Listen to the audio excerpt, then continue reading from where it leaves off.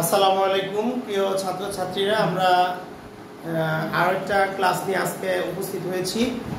আজকে আমাদের আরেকটা গুরুত্বপূর্ণ বিষয় হলো আমরা মিথেন অণুর বন্ধন গঠন প্রক্রিয়া ব্যাখ্যা করব।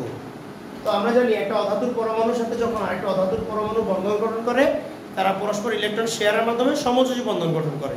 যেহেতু কার্বন একটি অধাতু, হাইড্রোজেনও অধাতু, গ্যাস সকল গ্যাসই অধাতু, সুতরাং এখানে মিথেন অণুর মধ্যে কি বন্ধন আছে? সমযোজী বন্ধন আছে।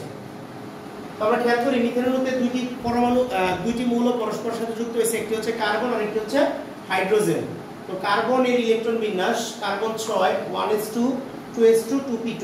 দেখা গেল কার্বনের সর্বশেষ কক্ষপথে 4টি ইলেকট্রন আছে। আর কার্বনের যে নিকটতম নিষ্ক্রিয় গ্যাস, আসলে আমরা জানি সব মৌলই নিষ্ক্রিয় গ্যাসের মতো স্থিতিশীল ইলেকট্রন বিন্যাস অর্জন করতে চায়। এজন্য কার্বনের যে নিকটতম নিষ্ক্রিয় গ্যাস নিয়নের ইলেকট্রন বিন্যাস, নিয়নের পারমাণবিক সংখ্যা 10 1s2 2s2 2p6, ওর শেষ কক্ষপথে 8টি ইলেকট্রন আছে। কার্বন নিয়নের মতো স্থিতিশীল ইলেকট্রন বিন্যাস অর্জনের জন্য ওর শেষ কক্ষপথে আছে 4টি বানানোর জন্য আরো 4টি ইলেকট্রন দরকার। এটা লিখছি কার্বন পরমাণু নিয়নের মতো স্থিতিশীল ইলেকট্রন বিন্যাস লাভ করার জন্য আরো 4টি ইলেকট্রন দরকার। কার্বনের সাথে আরেকটি মৌল ছিল হাইড্রোজেন। হাইড্রোজেনের ইলেকট্রন বিন্যাস, হাইড্রোজেন হচ্ছে পারমাণবিক সংখ্যা 1 1s1 ও সর্বশেষ কক্ষপথে একটি ইলেকট্রন আছে।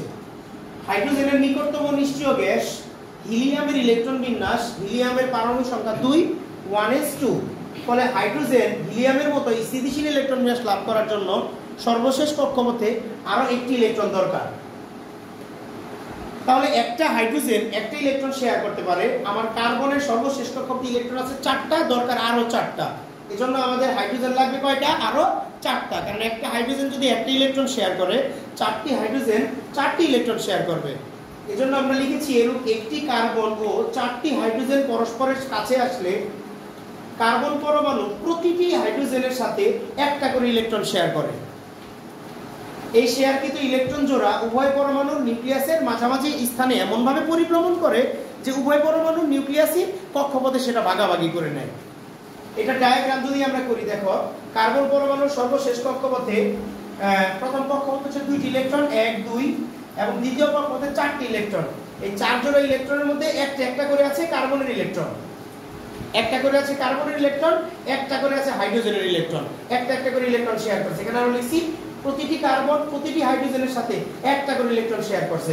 তার মানে এখানে একটা কার্বনের ইলেকট্রন, একটা হাইড্রোজেনের ইলেকট্রন, একটা কার্বনের ইলেকট্রন, একটা হাইড্রোজেনের ইলেকট্রন। ফলে আমরা কি দেখতে পাই?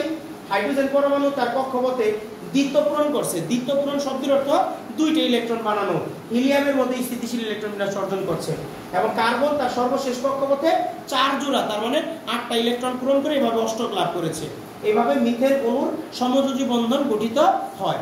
আশা করি সবাই বুঝতে পেরেছ। সবাইকে অনেক ধন্যবাদ।